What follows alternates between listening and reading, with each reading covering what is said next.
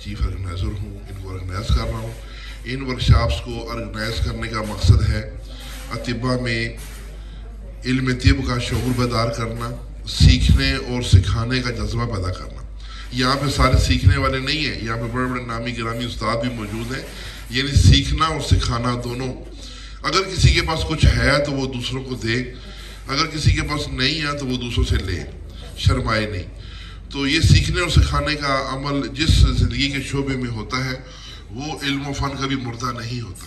وہ علم و فن اس وقت تباہی کے دہانے میں پہنچتا ہے جب اس میں تحقیق اور ریسرچ اور سیکھنے سکھانے کا عمل رک جاتا ہے۔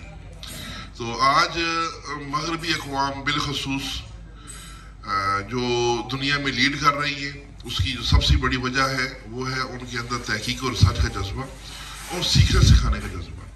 تو میں یہ چاہتا ہوں کہ ہمارے اطباء میں بھی اس چیز کی جو ہم نے کمی محسوس کی تھی، اور الحمدللہ اب تو وہ لہر بیدار ہو چکی ہے۔ یہ جو تحریک ہے ہم نے آج سے 7 سال پہلے رکھی تھی، اور اس تحریک کا نام ہم نے رکھا تھا یونیفیکیشن۔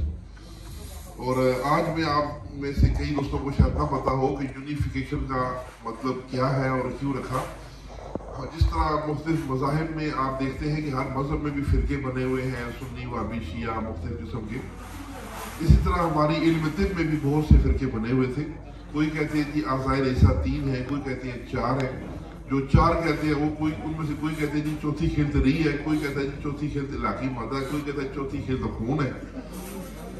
تو اس طرح کی فلسفیانہ بحثوں اور موش گافیوں کے ذریعے آپس میں اختلافات بنے ہوئے تھے۔ دیگر جو ایلوپیتھی والے لوگ ہیں وہ ہمارا مذاق اڑاتے تھے کہ جن لوگوں کو ابھی تک اخلاط کے اوپر بھی جن کا اتفاق نہیں ہو سکا کہ اخلاط کتنی ہے، انہوں نے آگے علاج کیا کرنا ہے۔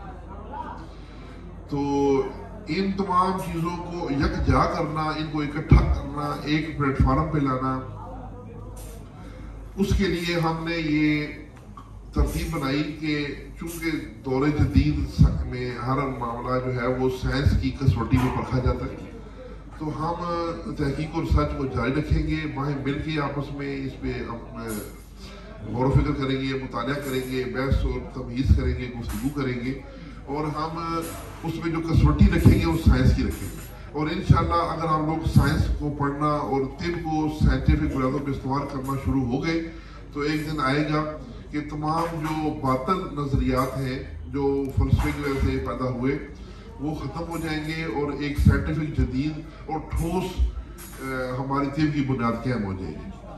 تو اس کے علاوہ اسی طرح یہ سیکھنا سکھانا، سائنٹیفک باتوں پہ استعمال کرنا، یہ ہمارے 2 بہت بڑے مقاصد ہیں۔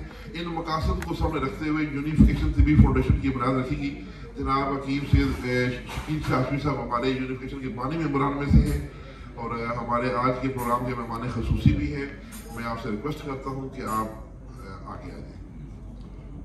شکا صاحب تو سیدھا ہوگا کہ پیچھے پہ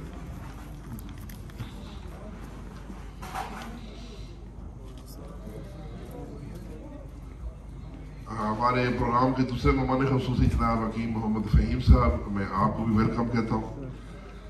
حکیم محمد فہیم صاحب ہماری یونیفیکیشن کے شروع کے ترینہ ساتھیوں میں سے ہیں۔ جب ہماری گزشتہ ساتھی کی پہلی ورکشاپ ہوئی تو اس وقت سے یہ ہمارے ساتھ ہیں۔ اللہ تعالیٰ ان کی عمر دراز کرے۔ اس وقت سے لے کے آج تک انہوں نے بہت علم کے موتی بکھیرے، اور بڑے بڑے نایاب اور بہترین نسخہ انہوں نے طبی برادری کو دیے، پوری دنیا کو دیے، اور پوری دنیا میں ان کے فالوور ہیں، ان کے چاہنے والے ہیں۔ اور آج حکیم فہیم صاحب ہماری یونیفیکیشن کا سرمایہ ہے، اور آج اس لیے ان کی خدمات کو خراج تحسین پیش کرنے کے لیے محترم فہیم صاحب کو آج کا مہمان خصوصی مقرر کیا گیا۔ تو اب پروگرام کا باقاعدہ آغاز کرتے ہیں۔ عائشہ صاحب آپ ٹائم لیں گے؟ تو میں جناب ہمارے یونیفیکیشن کے بانی ساتھی جناب شکیل احمد شاہ ہاشمی صاحب کو درخواست کروں گا آپ اوپر تشریف لائیں میں تاکہ آپ کا تعارف کراؤں۔ کینسر کے اسپیشلسٹ ہیں،